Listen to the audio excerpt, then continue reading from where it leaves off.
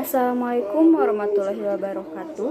Perkenalkan, nama saya Citra Riswanti dari Prodi Keuangan Perbankan 1A dengan NPM 2102021. Sebelumnya, saya ingin mengucapkan terima kasih kepada dosen pengampu mata kuliah Manajemen Sumber Daya Manusia, Bapak Adi Robit Setiana SEMM.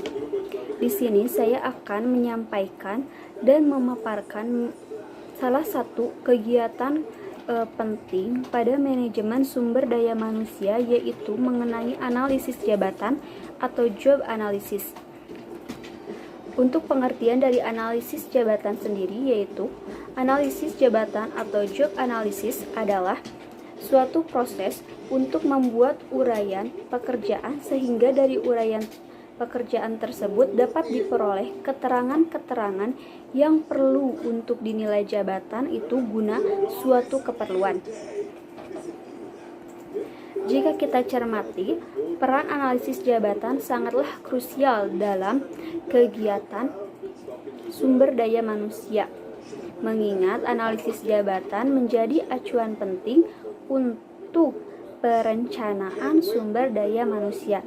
Di sisi lain, analisis jabatan sebagai tindak lanjut dari pencapaian tujuan organisasi, sehingga melalui analisis jabatan diharapkan dapat menemukan jenis pekerjaan yang dibutuhkan, kualifikasi yang relevan, serta jumlah sumber daya manusia yang perlu disiapkan.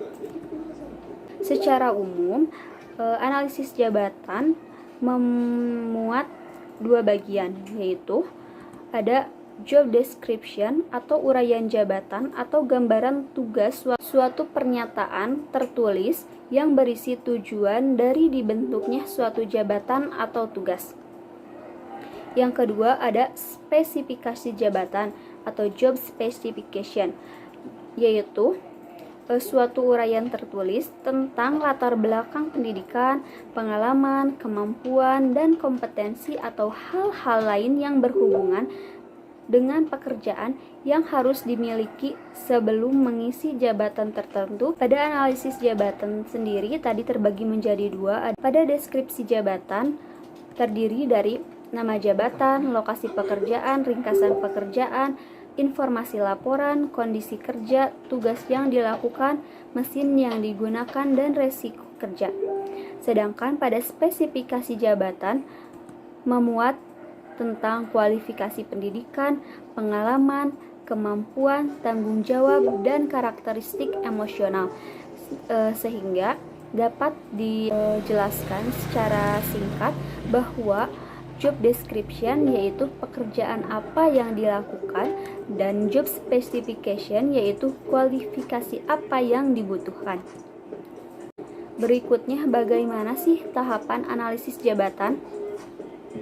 Tahapan analisis jabatan yang pertama yaitu pengumpulan latar belakang informasi. Pada pengumpulan latar belakang informasi ini melihat kondisi objektif organisasi. Selanjutnya yaitu ada pemilihan kedudukan yang representatif. Penentuannya disesuaikan dengan kondisi sumber daya manusia dalam mendukung kinerja yang belum optimal.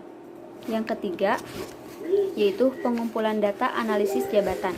Pada pengumpulan data analisis jabatan ini dilakukan untuk menganalisis jabatan dengan harapan dapat diperoleh hasil analisis jabatan yang akurat dan reliable.